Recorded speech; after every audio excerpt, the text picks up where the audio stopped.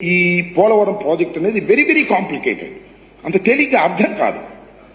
ఏంటి అంత అర్థం కాదని గట్టిగా చెబుతున్నానంటే నాకు అర్థం కాలేదు కాబట్టి. నేను అనేక సార్లు విజిట్ చేసి స్టడీ చేసి అనేక మంది అడ్వైజర్తో మాట్లాడిన తర్వాత నేను నిర్ణయం తీసుకున్నా, ఇది ఇప్పుడు పూర్తయ్యేది కాదు అని చెప్పిన మొదటి వ్యక్తిని నేను. విన్నారు కదా ఎంత ఆలస్యం అయిపోయిందో. ఓకే, ఒక సెకండ్, వన్ మైక్. 1770 కోట్లు మాత్రమే మిగిలే. వీళ్ళు రివర్స్ టెండర్లో పిలిచినప్పుడు 1548.13 కోట్లకి మేఘాకి ఇచ్చారు. సో వాళ్ళ పనులు చేపట్టకపో వీళ్ళు దాదాపు 600 కోట్లు మిగిల్చామని టప్పాలు కట్టారు. ఇప్పుడు ఈ కొట్టుకుపోవడం వల్ల 20,000 కోట్ల నష్టం ఏర్పడింది. దీనికి బాధ్యత ఎవరు వహిస్తారు? మీరే ఫిక్స్ చేయాలి. అంటే నేను అడిగేది సీరియస్గా అడుగుతున్నా, ఎందుకంటే ఎవరు పాపం చేశారో వాళ్ళు అదే దాన్ని ఏ విధంగా ఫిక్స్ చేయాలి ప్రజలందరూ ఆలోచించాలి. అక్కడ చర్యలుంటే యాక్షన్ కూడా తీసుకోవడం చాలా అవసరం.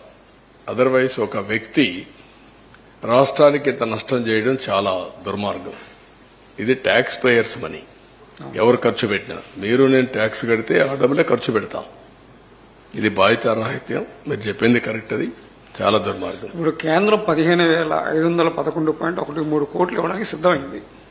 కేబినెట్ లో నోటు కూడా రెడీగా ఉంది. దాని మీద మీరు ఏమైనా పర్సూ చేస్తారా? నేను పర్సూ చేయడం డెఫినెట్గా చేస్తాను. ఒకటి టెక్నికల్ గా వేర్ ఆర్ వీ, నేను మీకు చాలా స్పష్టంగా చెప్పాను. 33% డయాఫామ్ వాల్ డ్యామేజ్ అయింది 3-4 ప్లేసెస్ లో. అవి కూడా రింగ్ బండేసి సరిపోతుందని చూపించారు నాకు, రింగ్ ఫెన్సింగ్ కింద. ఒక వర్షన్ 3-4 ప్లేస్లే కాదు, ఇంకా ఎక్కడ ఉండొచ్చో మేము డెఫినెట్ గా చెప్పలేమంటున్నారు. దాని ఎస్టిమేషన్ మీకు చెప్పాను. అది అయిన తర్వాత రెండోది కాఫర్ డ్యాముల ద్వారా లీక్ అవుతుంది వాటర్, ఇంకా స్వీపేజ్ ఉంది. అది యాక్సెప్టబుల్ లెవెల్ కంటే స్వీపేజ్ ఎక్కువ ఉంటే అది రెక్టిఫై చేయకుండా ప్రాజెక్ట్ ముందుకు పోలేదు. సేఫ్టీ గానీ ఫ్యూచరిస్టిక్ ఇవన్నీ అది ఇంకా తేలలేదు. ఈ రెంటికే ఇప్పుడు కమిటీ యుఎస్ఏ నుంచి 2 ఎక్స్పర్ట్స్ వెళ్లేశారు. ఇప్పుడు ఇక్కడుండే ఇంజనీర్లు కూడా రిస్క్ తీసుకోవాలంటే భయపడే పరిస్థితికి వచ్చారు. వాళ్ళు కూడా భయపడుతున్నారు. ఒక దుర్మార్గుడు చేసిన పనికి మనం కూడా బలైపోతామేమో, మనకెందుకు వచ్చింది అని వాళ్ళు కూడా భయపడే పరిస్థితికి వచ్చారు. అంటే బాధ్యత తీసుకోవాల్సిన వ్యక్తులు బాధ్యత తీసుకుని, అందుకే ఒక మాట చెప్పాను, మీకు తెలిసి మీకు డ్యామేజ్ కనపడుస్తా ఉంది, తెలియకుండా బ్రాండ్ గాని డ్యామేజ్ గాని విపరీతంగా ఉండబోతుందని నేను ఎలక్షన్ ముందే చెప్పాను. సార్, ఇప్పుడు 2020లో డయాఫ్రామ్ వాళ్ళు దెబ్బతింటే ఇప్పటిదాకా కూడా సొల్యూషన్ కనుక్కోలేదు. ఈ 3 ఏళ్లలో వీళ్ళ ఫెయిల్యూర్ చాలా దారుణంగా ఉన్నట్టు కదా సార్.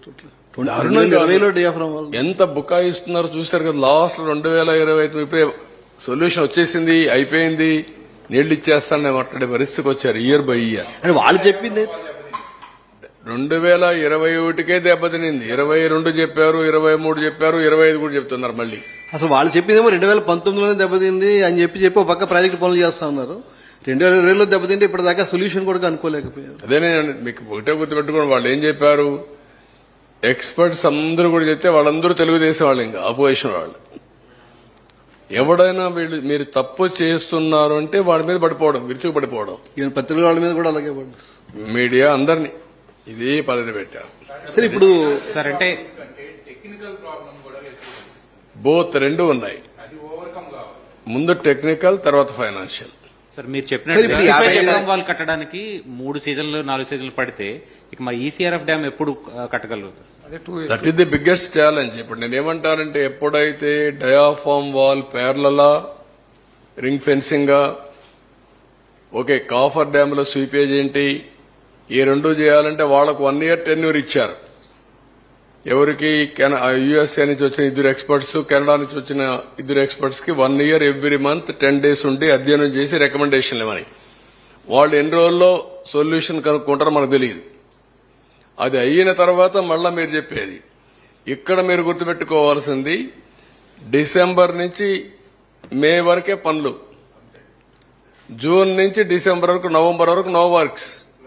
ఫ్లడ్ ఉంటుంది. ఫ్లడ్ ఉన్నప్పుడు పనులు లేవు. కాఫర్ డామ్స్ పనిచేస్తుంటే మనకి స్పేస్ దొరికింది కదా సార్. కాఫర్ డామ్స్ కూడా పాడయ్యాయి ఇప్పుడు. ఆఫర్ డ్యామ్లు పోయినాయి, డయాఫామ్ వాల్ పోయింది. సార్ ఇప్పుడు 55,000 కోట్లు మన అంచనా సార్ డిపిఆర్ 2 మీరు 2019 కి. ఇప్పుడు ద్రవ్యోళం ప్రకారం ఇన్ఫ్లేషన్ ప్రకారం 38% పెరుగుతున్నారు.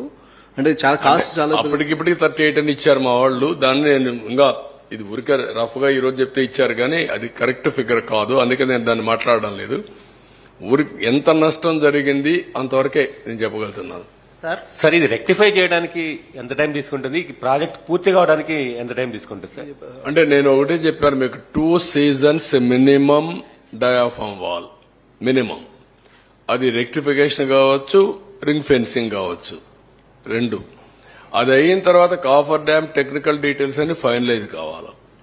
నౌ ఎన్హాన్స్డ్ ఏవైతే ఫైనాన్స్ వస్తుందో ఆ డబ్బులు ఇప్పుడు ఇవ్వాలి.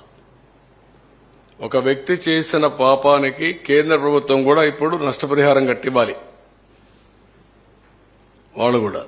ఇవన్నీ వేరియస్ యాంగిల్స్ లో వచ్చిన ఇబ్బందులు అనమాట. డయాఫ్రమ్ వాళ్ళు కూడా డిఫరెంట్ రిపోర్ట్స్ ఇస్తున్నారు కదా సార్. కొంతమంది ఏమో కంప్లీట్ దీనికి వెళ్ళాలంటున్నారు, కొంతమంది ఏమో రింగ్ ఫెన్సింగ్. అదే వాళ్ళు అనేది ఏంటంటే ఇవి జరిగాయి. అది కూడా ఎక్స్పర్ట్స్ కమిటీ. ఎవరంటే ఎక్స్పర్ట్స్ కమిటీ చేసింది? ఎన్హెచ్బిసి చేసింది sir. Hydro power project, hydro power corporation చేశారు. వాళ్ళు ఇచ్చారు ఆ రిపోర్టు. అది కరెక్టా, ఎగ్జాక్ట్ రిపోర్టా? అందుకే కొంతమంది డౌట్ ఏంటంటే ఓకే బెటర్ టు గో మొత్తం పోతే 990 కోట్లు, చేసింది పని 446 కోట్లు, రింగ్ ఫెన్సింగ్ 447 కోట్లు, ఇంకా ఒక కోటి ఎక్కువ అవుతుంది. సార్ ఇప్పుడు ప్రాజెక్టులో తప్పు అన్ని చోట్ల ప్రాజెక్టులు ఫెయిల్యూర్ ఉన్నాయి, ఇరిగేషన్ అంతా పడుకుంది సార్. ఎవరైతే తప్పులు చేస్తారో అధికారులే ఇంకా కొనసాగుతున్నారన్న చర్చ బయట డిపార్ట్మెంట్ లోనే ఉంది. మరుస ఏముంది తేవాలి? వాళ్ళు చెడగొట్టారు. వీళ్లే కదా ఎప్పటి నుంచో ఉండేది. యథా రాజా తదా ప్రజ. అంటే దీంట్లో ప్రధాన దోషి అవుతాడు సార్. ప్రధాన దోషి దాసు ఇంటికి పంపించారు. ప్రధాన దోషిని పంపించేశారు. ఆయన పోతే పోయాడు. దాసుని ఏం చేస్తారు? చేస్తారు అంటే వాళ్ళు అందుకనే కొంతమందిని మార్చాం.